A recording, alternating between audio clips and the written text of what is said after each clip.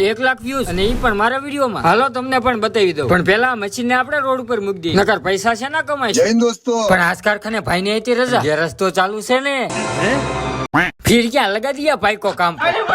પછી આવી ગઈ વીઆઈપી નંબર વાળી ફોર્ચ્યુનર, અને આ ગાડીમાં કઈ ઘટે એવું બને જ નહીં. ફોર્ચ્યુનર માં ગેર તો ઓટોમેટિક બદલાય છે, પણ ઓટોમેટિક ડીકી પણ ખુલે છે.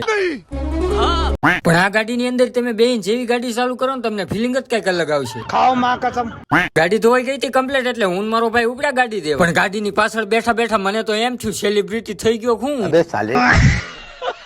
ફોર્ચ્યુનર માં બેન વારો આવ્યો તડકો ખાવાનો, પણ મરદ ને તડકો ન લાગે એમ કરીને મેં તો ટોપી કાઢ નાખી.